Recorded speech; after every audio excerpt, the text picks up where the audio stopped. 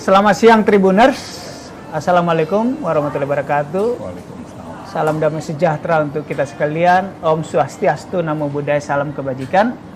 Bersama saya Domo Ambarita, Wakil Direktur Pemberitaan Tribun Network, juga pemimpin redaksi Warta Kota, koran di Jakarta.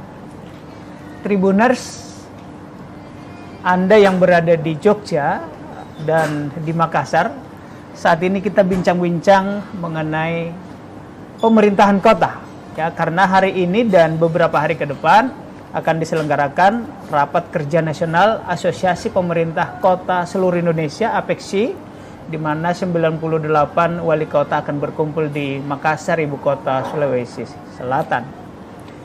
Siang ini kami berada di satu tempat, di satu hotel di Makassar bersama wali kota yang sangat ternama, kota pendidikan, kota pariwisata, kota budaya, yakni Yogyakarta. Kita panggil saja dan sudah duduk bersama saya penjabat, karena ini masa-masa tahun pemilu, jadi penjabat wali kota Yogyakarta, Bapak Singgih Raharjo, SH Master Education. Sugeng Rawo Pak Singgih di Makassar. Terima kasih. Ini saya panggilnya Bang atau Mas nih? Mas boleh, Bang boleh. Kalau Mas itu utuh, kalau Bang pernah bangkrut. Oh. Baik, saya panggil Selamat Mas. datang, Pak. Ya, terima kasih Bang Domo. Assalamualaikum, Pak. Waalaikumsalam warahmatullahi wabarakatuh. Kapan tiba di Makassar? Tadi malam. Tadi malam ya? Tadi malam. Ya. Jadi lebih awal dari peserta yang lain karena tadi pagi ada giat tentang pariwisata. Oh, jadi sekaligus giat atau kegiatan promosi pariwisata di Jogja, di Makassar. Yes. Wah, luar biasa. Jadi sekali menyelam, sambil menyelam minum air atau sekali mendayung, dua pula terlalui. Iya. Betul. Pak Singgih, ini kan dalam rangka Rakernas APEKSI. Ya. Apa kira-kira yang ibaratnya visi atau program apa yang dibawa dari Jogja ke Makassar, ke arena ini? Jadi kalau APEKSI ini kan asosiasi kota seluruh Indonesia. Jadi ini bagian penting di mana kita bisa menjalin kolaborasi antar kota yang ada di Indonesia ini. Yeah. Ini forum komunikasi sekaligus forum kolaborasi. Misal kalau kemudian kita bicara Jogja dengan Makassar, maka sangat strategis pada saat kemudian aksesibilitas ini sangat mudah dijangkau. Kita manfaatkan itu sebagai sebuah peluang untuk bisa mendatangkan wisatawan dari kota Makassar ke Yogyakarta. Salah satunya itu. Kemudian kalau kita bicara kerjasama antar kota, saya kira ini sangat pas sekali di forum ini untuk kita bisa bahas, saling menguatkan di antara kota yang ada di Indonesia tentunya. Iya, baik. Nah, ini kan sekali lagi dihadiri oleh 98 wali kota atau perwakilan. Ya. Juga ada pemuda seperti kemarin saya lihat. Juga ada tokoh-tokoh yang dilibatkan di situ lah. Apakah Pak Singgih menganggap ini sebagai forum yang strategis untuk promosi pariwisata atau apapun yang hendak dijual dari Jogja? Iya, sangat strategis sekali karena sekarang ini kan tidak hanya kepala daerah atau wali kota yang datang ke sini, tapi kepala UPD, saya juga bawa di 10 kepala UPD ini. Oh, 10 UPD, berarti 98 itu berpotensi juga bawa 10. Betul, jadi ini berarti kesempatan yang baik. Berarti akan ada 1000-an orang lah ya. Jadi akan memenuhi kota Makassar ini. Sekaligus kita juga ingin menjadikan forum ini untuk saling kemudian penjajakan kerjasama. Kalau tadi saya sampaikan pagi tadi saya sudah ada acara tentang pariwisata, direct promotion, ada tabletop, ada kemudian besok kita lakukan travel fair gitu ya. Sekaligus kita akan jual di situ tentang paket wisata, akomodasi dan sebagainya karena sudah berkumpul 98 ini. Kemudian kerjasama selain di pariwisata juga cukup banyak. Mungkin di bidang SDM, mungkin kemudian di bidang pengelolaan sampah ya, mungkin di bidang terlalu lintasan. Ini saya kira sangat terbuka luas, saling kemudian sharing idea, kemudian bisa juga lesson learn dari beberapa kota yang sudah maju, sudah berhasil. Ini kita belajar dari situ. Makanya nanti ada tim kecil yang akan bahas kerjasama ini. Oke. Pak Wali tadi disinggung tentang sumber daya manusia juga selain pariwisata ya. Nanti kita akan singgung lagi di detail di pariwisata. Kita tahu bahwa Jogja adalah pusat ya kota pendidikan lah ya. Apa yang ditawarkan terkait dengan SDM tadi? Saya kira kita punya SDM yang telah diakui, ya, telah diakui, baik itu dari sisi jumlah maupun dari sisi kompetensinya. Nah ini saya juga selalu memantau bahwa tenaga-tenaga di Jogja ini juga digunakan oleh rekan-rekan di kota lain untuk kemudian saling membantu ya, dari sisi entah itu tenaga ahli, entah itu kemudian saling bertukar SDM ya, kemudian kita saling belajar berkaitan dengan berbagai macam sektor yang ada di masing-masing kota sebetulnya. Jadi kita sangat membuka peluang, bahkan kalau di Jogja ini punya banyak sekolah, baik itu umum maupun vokasi, perguruan tinggi juga cukup banyak. Saya kira ini bisa dimanfaatkan oleh teman-teman kota lain untuk kemudian bisa menyekolahkan putra-putrinya di Jogja. Jadi ini promosi pendidikan juga. Karena motor ekonomi yang ada di Jogja itu ada dua sebetulnya, pemicunya, pariwisata dan pendidikan. Iya, terutama di dua-duanya sih, nggak bisa dilupakan orang ya. Terkait pendidikan tadi, apakah Pak Wali mau mengajak kabupaten kota misalnya ASN di tempatmu, monggo beasiswakan di perguruan kami ABC, apakah kira-kira mau detail seperti itu? Itu sangat mungkin terjadi juga, dan sekarang ini pemerintah pusat pun juga cukup banyak yang kemudian memberikan beasiswa kepada para ASN. Saya dengar juga ini beberapa kepala daerah atau kota gitu ya, yang kemudian punya anggaran secara khusus untuk peningkatan kapasitas SDM-nya. ASN ini juga bisa disekolahkan S2 di sana, atau mungkin dimagangkan, itu juga kami sangat menerima. Magang di pemerintah kota atau pemerintah provinsi? Boleh, dua-duanya boleh. Jadi sangat terbuka lebar. Iya. Baik, Pak Singgih yang menjabat sebagai wali kota Jogja 2 bulan lalu, belum 2 bulan. Belum genap 2 bulan. Belum 2 bulan, 22 Mei, dan saat ini masih menjabat Kepala Dinas Pariwisata Provinsi Daerah Istimewa Yogyakarta. Betul. Apakah kelihatannya Pak Gubernur dalam hal ini Sultan hendak mensinkronkan pariwisata tadi yang disebut sebagai unggulan di Jogja dengan kota Jogja supaya padu satu? Iya, saya kira Bapak Gubernur mempunyai mengamanai kepada saya untuk kemudian melakukan berbagai macam hal yang memang harus segera diakselerasi untuk kemudian ditingkatkan. Pertama tentu dari sektor pariwisata, karena memang saya sebagai Kepala Dinas Pariwisata DJ juga. Yang kedua berkaitan dengan pelayanan publik yang harus ditingkatkan gitu ya, harus ditingkatkan karena Kota Yogyakarta merupakan ibu kota provinsi, ya. Dan di DIY kita sudah mendeklarasikan Yogyakarta adalah sebagai destinasi pariwisata yang bertanggung jawab. Apa itu maksudnya, Pak? Yang bertanggung jawab itu artinya begini, wisatawan datang ke Jogja itu harus dijamin keamanannya dan kenyamanannya. Dari berbagai macam permasalahan, misal dari sisi aman nggak kalau makan di sini, dari sisi higienitasnya, aman nggak kalau kemudian kita keluar malam, aman nggak kalau kemudian kita mengunjungi pantai di sana harus tersedia lifeguard-nya, kemudian harus ada signage-nya, boleh renang atau tidak. Kemudian seperti itu sehingga ini bagian yang kemudian harus kita dorong untuk kemudian terpenuhinya, baik itu untuk wisatawan maupun masyarakat secara umum di Kota Yogyakarta itu sendiri. Baik. Poli ini menarik, bertanggung jawab artinya memberi kenyamanan, keamanan, ketertiban, pokoknya kenyamanan buat semua. Betul. Poli saya mau mencontohkan, sekitar sampai 92-an saya masih SMA di daerah Danau Toba. Dulu pariwisata banyak betul. Hampir setiap menit bus, holiday in, pariwisata melintas. Tapi belakangan keamanan makin tidak terjamin, perampokan beberapa kali terjadi di kawasan Danau Toba, turis-turis asing meninggal, terbunuh gitu. Setelah itu sekarang susah, boleh disebut sudah susah lah menemukan pariwisata terutama asing di kawasan Danau Toba karena mungkin trauma, merasa tidak nyaman, tidak bersih gitu. Nah, apakah ini juga menjadi perhatian dari Jogja untuk memberi kenyamanan tadi kepada pariwisata?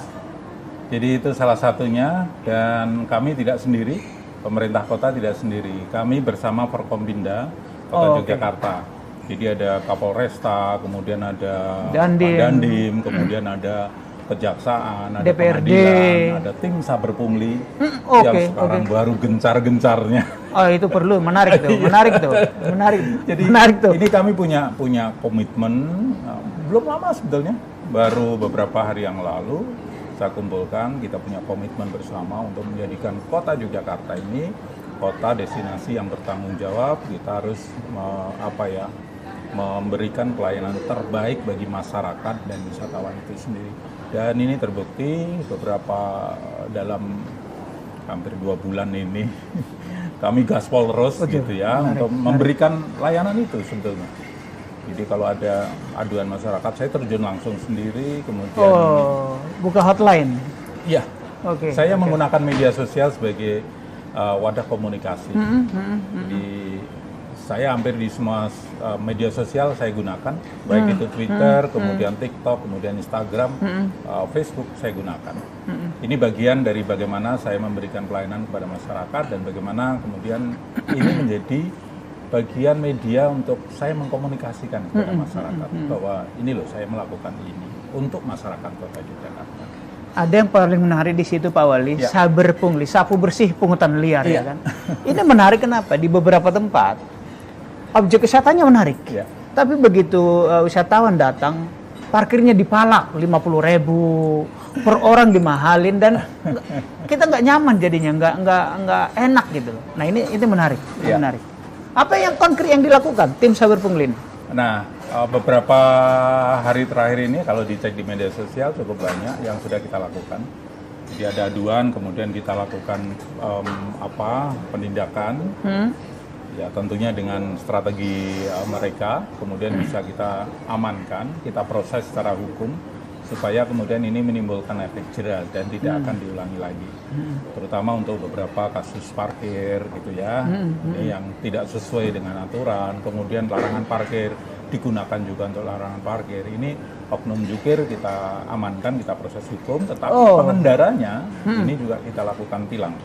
Jadi dua-duanya kena ya, efek jera ya. Alhamdulillah ini progresnya cukup bagus, karena sudah belasan yang kita proses hukum. Jukir tadi. Iya. Tapi sebetulnya ini satu tindakan yang sebetulnya karena sudah kita peringatkan, tapi tetap aja bandel, sehingga kita ambil tindakan yang baik. Pak Wali, kembali soal pariwisata. Pembangunan infrastruktur penting, tapi pembangunan infrastruktur jalan, infrastruktur jalan misalnya, atau objek wisata penting. Tetapi tidak kalah penting adalah sarana prasarana yang mendukung itu. Contoh kebersihan, contoh toilet gitu. Hal-hal seperti ini memang cukup bagus di Jogja. Kita mudah menemukannya lah, terutama di kota Jogja ya. Nah, bagaimana ke depan menjadi prioritas Pak Wali kah? Jadi amenitas yang kita sediakan itu adalah dari sisi hotel, restoran, dan sebagainya ya. Dari berbagai macam kelas itu sangat banyak pilihannya kalau di Jogja. Dari hotel bintang 5 sampai dengan hotel non bintang maupun homestay di kampung wisata ini kami menyediakan, dan pendampingannya cukup bervariasi karena kita punya forum pentahelik. Forum pentahelik. Jadi pemerintah, yang melibatkan berbagai kampus, pengusaha, komunitas dan pers ya. Itu kita terjunkan untuk melakukan pembinaan. Khususnya kalau di industri kan sudah settle ya, standarnya sudah pasti. Nah, yang di kampung, kemudian hotel bintang, non bintang ini perlu pendampingan secara khusus, yaitu oleh industri.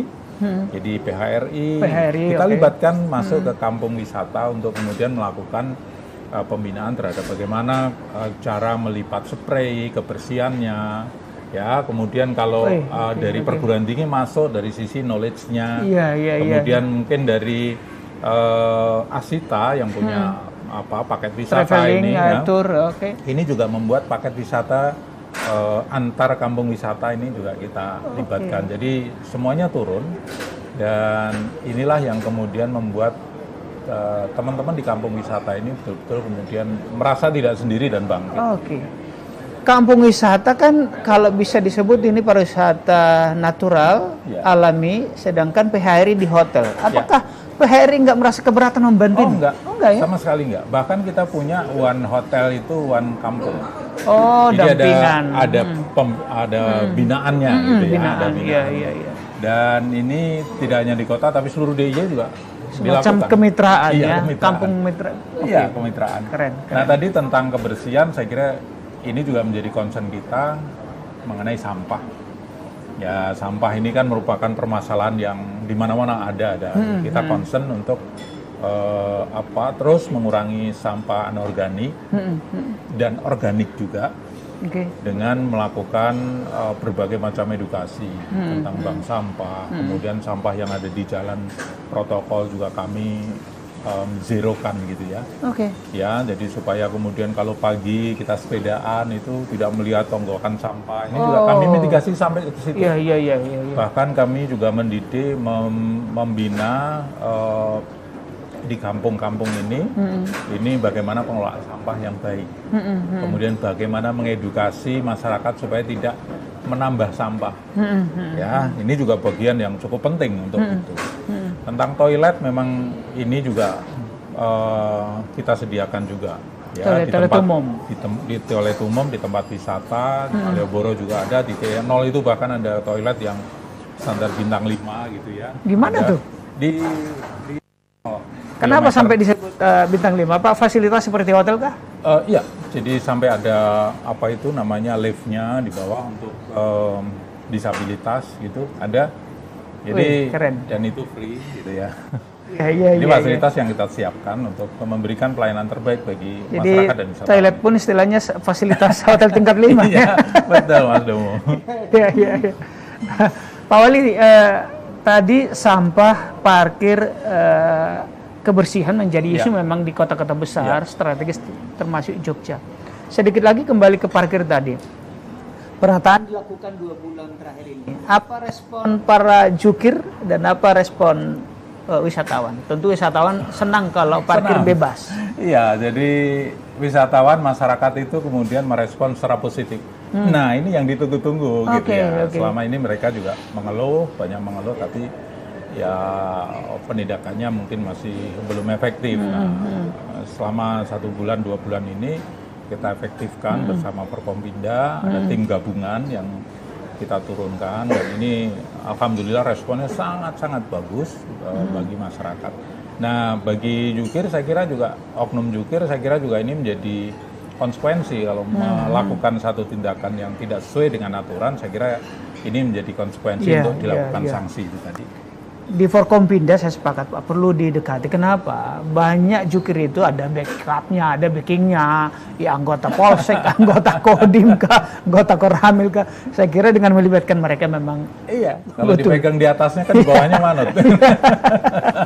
Iya. Pak, di Jogja kan ada kendaraan-kendaraan tradisional, andong, beca. Apakah itu termasuk prioritas untuk ditata juga tanpa menghilangkan? Iya. Jadi kita sampai punya perda untuk mengatur kendaraan tradisional. Perda khusus itu? Yes. Jadi kita itu secara khusus kita punya aturan tentang kendaraan tradisional. Dan ini kita lestarikan. Jadi andong, ini ada paguyubannya, ada sekitar 400-an andong. Kemudian secara bergantian ya, beroperasi, itu menjadi transportasi wisata. Di Malioboro itu ya. 100.000, 150.000 dan sebagainya. Kemudian becak ini yang sekarang ini juga masih terus kita lestarikan, becak kayuh gitu ya. Dan sekarang baru diuji coba untuk becak kayuh listrik. Oh, baru dengar nih. Jadi kita juga melihat kalau pengayuh becak sudah tua itu kan juga kasihan tenaganya gitu ya. Maka kemudian kita lakukan inovasi kerjasama dengan perguruan tinggi, kemudian dengan teman-teman vokasi, bagaimana kemudian becak kayuh ini akan tetap harus dikayuh, tapi enteng gitu ya. Tidak bisa kemudian hanya dipencet tombolnya kemudian jalan, nggak boleh. Iya, Tapi iya. tetap harus dikayuh, tapi enteng. Oke, iya, iya, Jadi iya. pedal Mengurangi assist energi gitu lah ya. pedal Oke. assist. Ini yang baru kita kembangkan dan sekarang sudah diuji coba. Nantinya ini beca ini akan kita gunakan untuk kemudian sebagai moda transportasi, khususnya moda transportasi wisata. Listrik, tenaga listrik itu melibatkan, maksud saya itu termasuk temuan akademisi Jogja atau dari luar? Dari Jogja. Jogja ya. Dari Jogja. Oke. Keren, Jadi keren. beberapa bulan yang lalu memang kemudian ada beberapa prototipe gitu yang dikembangkan baik oleh perguruan tinggi maupun kelompok vokasi ini. Kemudian kita uji coba semuanya, ada 7 kalau nggak salah 7 prototipe kita uji coba lah, nanti kita pilih nanti mungkin 2 atau 3 yang kemudian akan kita produksi massal gitu ya, untuk bisa, atau mungkin model konversi begitu ya, Mas Dungu. Jadi model konversi dari becak kayu biasa menjadi becak kayu listrik. Oke, baik, baik. Karena bentuk fisiknya sama. Sama, cuma tenaganya ini dibantu Ya, listrik. ditambah support dari listrik. Baik, baik. Pak Wali, sedikit lagi bahwa di kawasan Jogja pariwisatanya mulai dapat pesaing. Katakanlah Solo, di mana akses tol lebih dekat ke Solo, ke Jogja belum. Apakah Mas Gibran dengan berbagai temuannya itu tentu menyedot pariwisata? Apakah itu mengganggu Solo? Apakah berkurang jumlah pariwisata ke Solo, ke Lebih Jogja? tepatnya begini, Jogja dan Solo, kota Jogja dan kota Solo ini adalah satu bagian dari destinasi super prioritas Borobudur. Oh. Jadi kami itu tidak berkompetisi, tapi berkolaborasi.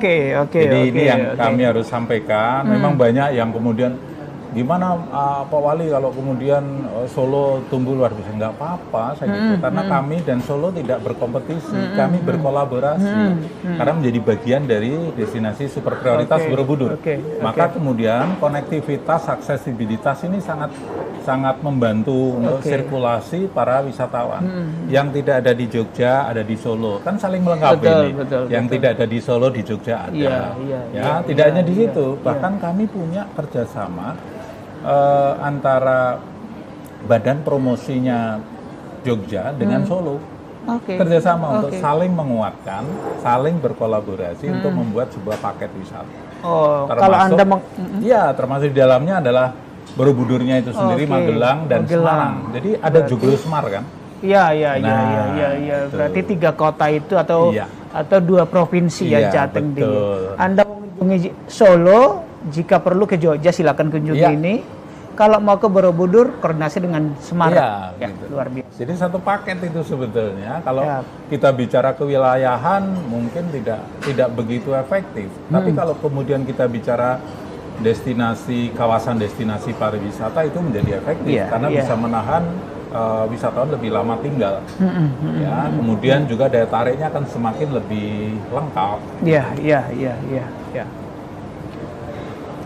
Pak Wali, kita dari pariwisata, saya terakhir deh tanya soal pariwisata.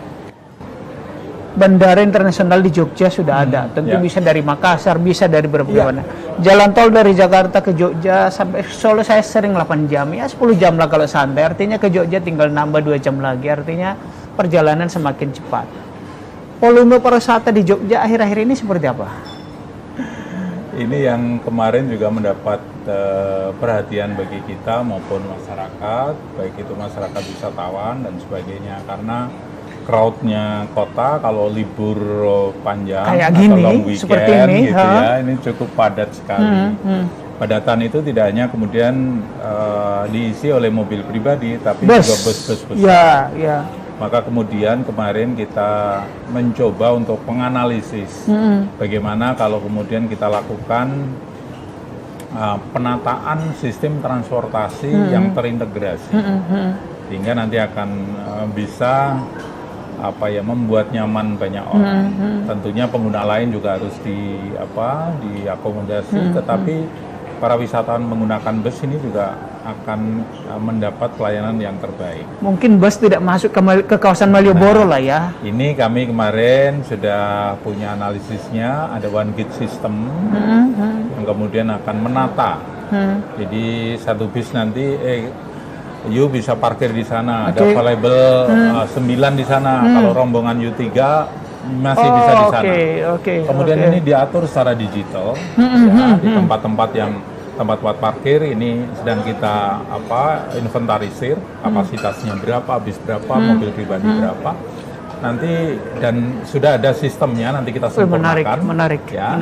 Dan ini kemarin sudah kita presentasikan ke Menteri Perhubungan, Pak Budi Karya, dan beliau sangat mengapresiasi dan akan mendukung program ini. Tidak lama lagi 2024 nanti akan. Ini program kota ya? Iya. Oke, keren. Jadi terminal bis Giwangan nanti akan menjadi terminal bis modern dan terintegrasi. Itu bus di sana dari luar kota. Sistemnya. Dari luar kota di situ. Iya. Sedangkan ke sini diangkut misalnya angkot atau apapun. Jadi itu kan menambah kehidupan warga Jogja kan ya, ekonomi. Ada shuttle sekarang ini kita menggunakan Trans Jogja. Itu bis perkotaan. Tapi dimungkinkan ini nanti kita menggunakan shuttle bis secara khusus yang akan menghubungkan destinasi to destinasi. Oke, untuk wisatawan. Untuk wisatawan. Keren. Jadi bis nanti tidak akan memenuhi di di dalam kota atau lebih khusus nanti di titik nol itu yang selama ini menjadi sumber kemacetan. Keren. Pak Wali, kita ke soal pemerintahan. PJ Bapak kan baru 2 bulan kurang. Pak, apa sih kendala-kendala antara birokrat yang non politik menjadi jabatan politik? Apa sih kendala yang Bapak alami atau apa sih perbedaan yang Bapak alami? Saya kan tidak berafiliasi dengan partai politik, warna merah, putih, kuning, hijau dan sebagainya. Jadi saya tidak mempunyai beban politik yang cukup kuat. Nah, ini yang kemudian saya bisa lebih clear dalam melihat permasalahan dan untuk mencari solusi. Ini yang kami kemudian teman-teman di Kepala OPD juga merasa nyamannya bekerja dengan PJ Wali Kota yang bukan kemudian ini. Tapi saya menyampaikan begini. Saya ini kan pejabat wali kota yang mempunyai tugas kewenangannya hampir sama. Kalau kemudian ada kebijakan untuk bisa mengganti kepala OPD dan sebagainya bisa saya lakukan. Tetapi memang kemudian harus dengan persetujuan Kementerian Dalam Negeri. Tapi bisa mengangkat, melantik dan sebagainya.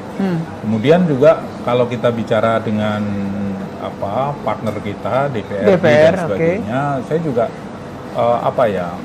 penerimaan mereka juga sangat bagus karena saya juga clear tidak berpihak ke satu dan ini jadi lebih nyaman untuk berkolaborasi bersinergi dengan rekan-rekan di DPRD itu sendiri. Jadi menurut saya ini kesempatan yang baik karena masa tugas saya juga tidak lama, maka akan saya gunakan secara maksimal untuk menata sistem yang lebih baik. Dan teman-teman juga di teman-teman OPD ini juga menyambut baik untuk kemudian meletakkan sistem supaya lebih baik sehingga kalau nanti pejabat definitifnya sudah ada, tinggal melanjutkan saja sebetulnya. Seperti itu. Siap. Pak Wali, ini saya dapat ini dari kawan-kawan Tribun Jogja. Sejak berkantor di Balai Kota, Pak Singgi intens membereskan problem parkir liar di seputar Malioboro dan itu mendapat progres cukup signifikan dari masyarakat. Artinya kalau Bapak dinilai berhasil memimpin Jogja sebagai PJ baru 2 bulan yang sebentar lagi pilkada, apakah Pak Singgi hendak siap juga untuk 2024? Jangan. Jadi saya tidak boleh kemudian mererut fokus kerja saya. Jadi saya fokus di penataan sistem pemerintahan dan layanan publik. Jadi saya fokus di situ. Saya tidak berpikir ke arah sana ya. Tapi sampai 2024 masih tetap, maksud saya sebagai ASN atau sudah pensiun? Saya 2025 nanti, purna. Oh berarti belum ya? Tidak berniat untuk pensiun dini untuk coba-coba. Saya ngestakin dawuh dari Ngersadalem Bapak Gubernur. Saya dikasih amanah untuk kemudian memimpin Kota Yogyakarta dalam kurun waktu 1 tahun, 22 Mei sampai 22 Mei 2024. Masih ada nanti Sampai ke November. Saya belum tahu karena ini hak prerogatif beliau, jadi saya tidak ingin mendahului beliau. Jadi saya fokus di 1 tahun ini aja dulu. Yang penting saya bekerja secara baik. Oke. Masalah nanti ada merah, kuning, hijau melamar itu urusan lain ya Pak ya? Itu nanti, saya nggak akan berpikir ke sana dulu. Baik, baik Pak Singgi, kita tiba di penghujung acara. Barangkali ada yang belum saya tanyakan, tapi Pak Wali Kota mau menyampaikan sebagai closing statement. Monggo Ya, Pak. jadi Kota Yogyakarta saya kira ini merupakan satu kota yang berbasis, yang keunggulannya di bidang pendidikan, budaya, dan pariwisata dengan berbagai macam fasilitasnya. Saya kira ini menjadi bagian yang sangat penting untuk kita promosikan di Apexi ini, dan kita punya sister city dengan Kota Makassar, dan saya kira ini menjadi bagian yang sangat penting karena ada direct flight dari Makassar to Jogja, Jogja to Makassar untuk menjalin sama-sama di sektor pariwisata akan lebih baik lagi. Kesempatan ini kesempatan yang baik, dan mari kita sama-sama untuk mendukung Apexi ini untuk kemudian saling berkolaborasi, bekerja sama untuk memajukan kota yang ada di Indonesia ini. Baik, itulah Tribuners. Matur nuwun sangat Pak Wali. Kundur Semoga acaranya di Apexi berjalan lancar, dan tentu saja teman-teman yang mungkin belum pernah ke Jogja karena dari Sumatera, Sulawesi, Kalimantan, Papua, sangat luas Indonesia, dan saya orang luar dari Jawa, tapi dengan bangga saya sampaikan bahwa putra-putri saya sekolah di daerah Jogja, jadi sungguh layak menyekolahkan anak di Pulau Jawa. Demikian bincang-bincang kita siang hari ini. Wassalamualaikum warahmatullahi wabarakatuh. Salam sehat. Terima kasih Mas Umu. Luar biasa. Luar biasa.